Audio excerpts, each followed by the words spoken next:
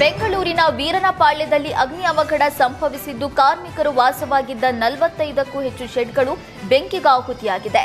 Govindapura police ಠಾಣಾ ವ್ಯಾಪ್ತಿಯಲ್ಲಿ ಅಗ್ನಿ ಅವಘಡ ಸಂಭವಿಸಿದೆ. ಅಗ್ನಿಶಾಮಕ ದಳ ಸಿಬ್ಬಂದಿ ಕಾರ್ಯಾಚರಣೆ ನಡೆಸಿ ಬೆಂಕಿ ನಂದಿಸಿದ್ದಾರೆ. ವೀರನಪಾಳ್ಯ ಮುಖ್ಯ ರಸ್ತೆಯಲ್ಲಿ ಖಾಸಗಿ ಶಾಲಾ ಪಕ್ಕದಲ್ಲಿ 50 ಶೆಡ್ಗಳಲ್ಲಿ ಕಾರ್ಮಿಕರು ವಾಸವಾಗಿದ್ರು. ಮೊದಲಿಗೆ ಒಂದು ಶೆಡ್ನಲ್ಲಿ ಆಕಸ್ಮಿಕವಾಗಿ ಬೆಂಕಿ ಕಾಣಿಸಿಕೊಂಡಿತ್ತು.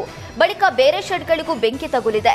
ಬೆಂಕಿ ಕಾಣಿಸಿಕೊಂಡ ತಕ್ಷಣ ಜನ ಹೊರಗೆ ಓಡಿ ಪ್ರಾಣಾಪಾಯದಿಂದ ಪಾರಾಗಿದ್ದಾರೆ. ಅಂಗಡಿ ಶಟರ್ ಮುರಿದು ಬ್ಯಾಟರಿ ಕಳ್ಳತನ ಮಾಡಿರುವ ಘಟನೆ ಬೀದರ್ ಜಿಲ್ಲೆಯ ಬಸವಕಲ್ಯಾಣದಲ್ಲಿ ನಡೆದಿದೆ.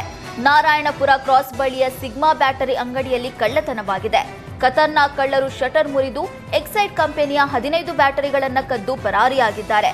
ಸುಮಾರು 70,000 ಮೌಲ್ಯದ ಬ್ಯಾಟರಿಗಳು ಕಳ್ಳತನವಾಗಿದೆ.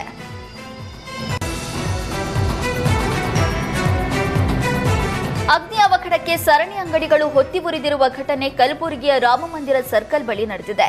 ಎಲೆಕ್ಟ್ರಿಕಲ್ ಶಾಪ್, ಗಾಣದ ಎಣ್ಣೆ ತಯಾರಿಕಾ ಘಟಕ, ಹಾರ್ಡ್ವೇರ್ ಶಾಪ್ ಮತ್ತು ಒಂದು ಟೀ ಸ್ಟಾಲ್ ಬೆಂಕಿಗಾಹುತಿಯಾಗಿದೆ.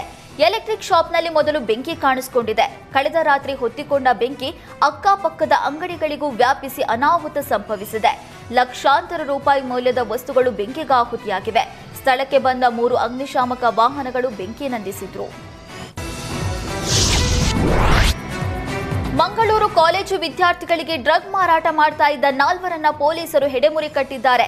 ಸುರತ್ಕಲ್ ಕೃಷ್ಣಾಪುರ ನಿವಾಸಿ ಮೊಹಮ್ಮದ್ ಆಸಿಫ್, ಆಸ್ಟರ್ ಅಲಿ, ಮೊಹಮ್ಮದ್ ರಶೀಂ ಬಂಧಿತ ಆರೋಪಿಗಳು. ಆರೋಪಿಗಳು ನಿಷೇಧಿತ MDMAಯನ್ನ ಬೆಂಗಳೂರಿನಿಂದ ಖರೀದಿಸಿ ಮಂಗಳೂರಿನ ಸುರತ್ಕಲ್ ಸುತ್ತಮುತ್ತ ಕಾಲೇಜುಗಳಿಗೆ ವಿದ್ಯಾರ್ಥಿಗಳಿಗೆ ಮಾರಾಟ ಮಾಡ್ತಾ ಇದ್ರು. ಖಾಸಗಿ ಬಸ್ನಲ್ಲಿ ಪಾರ್ಸೆಲ್ ಮೂಲಕ ಸಾಗಾಟ ಮಾಡ್ತಿದ್ರು. ಇನೋವಾ ಕಾರ್ನಲ್ಲಿ ತಂದು ಮುಕ್ಕ, ಮಲೆಮಾರ್ ಬೀಚ್ ರಸ್ತೆಯಲ್ಲಿ ಮಾರಾಟ ಮಾಡ್ತಾ ಇದ್ರು. ಖಚಿತ ಮಾಹಿತಿ ಮೇರೆಗೆ ಮಂಗಳೂರು ಸಿಸಿಬಿ ಪೊಲೀಸರು ದಾಳಿ ನಡೆಸಿದ್ದಾರೆ. ಈ ಸಂದರ್ಭ ಸಾರ್ವಜನಿಕರಿಗೆ ಮಾರಾಟ ಮಾಡ್ತಾ ಇದ್ದ ಇನೋವಾ ಕಾರ್ನ ಪತ್ತೆ ಹಚ್ಚಿ ಆರೋಪಿಗಳನ್ನ ವಶಕ್ಕೆ ಪಡೆದುಕೊಂಡಿದ್ದಾರೆ. ಆರೋಪಿಗಳಿಂದ ಡ್ರಗ್ ಅನ್ನ ವಶಪಡಿಸಿಕೊಂಡಿದ್ದಾರೆ. ನಿಯಮ ಬಾಹಿರವಾಗಿ ಅಧಿಕ ಜಲ್ಲಿಕಲ್ಲು ತುಂಬಿಸಿ ಅತಿ ವೇಗವಾಗಿ ಚಾಲನೆ ಮಾಡ್ತಾ ಇದ್ದ ಲಾರಿಗಳನ್ನ ತಡೆದು ಸ್ಥಳೀಯರು ಪ್ರತಿಭಟಿಸಿದ್ದಾರೆ. ದಕ್ಷಿಣ ಕನ್ನಡದ ಬಂಟ್ವಾಳ ತಾಲೂಕಿನ ಅಲ್ಲಿಪಾದೆ ಸಮೀಪದ ನಾವೂರ ಎಂಬಲ್ಲಿ ಘಟನೆ ನಡೆದಿದೆ. ಅಕ್ರಮವಾಗಿ ಜಲ್ಲಿ ಸಾಗಾಟ ಮಾಡ್ತಾ ಇದ್ದ ವಾಹನವನ್ನ ಸಾರ್ವಜನಿಕರು ತಡೆದಿದ್ದಾರೆ. ಕಿರಿದಾದ ರಸ್ತೆಯಲ್ಲಿ ಅಧಿಕ ವೇಗ ಮತ್ತು ಓವರ್ಲೋಡ್ ವಾಹನಗಳು ಸಂಚಾರ ಮಾಡ್ತಾ ಇದ್ದು ಸಾರ್ವಜನಿಕರ ಜೀವಕ್ಕೆ ಸಂಚಕಾರ ತರ್ತಾ ಇದ್ರು. ಓವರ್ಲೋಡ್ನಿಂದ ರಸ್ತೆಯ ಡಾಂಬರ್ ಹಾಳಾಗಲಿದೆ. ಜೊತೆಗೆ ಜನರ ಪ್ರಾಣಕ್ಕೂ ಸಂಚಕಾರ ತರ್ತಾ ಇದ್ದಾರೆ ಎಂದು ಆಕ್ರೋಶ ವ್ಯಕ್ತಪಡಿಸಿದ್ರು. ಸ್ಥಳಕ್ಕೆ ಆರ್ಟಿಒ ಪೊಲೀಸರು ಆಗಮಿಸಿ ಸಮಸ್ಯೆ ಆಲಿಸಿದ್ರು.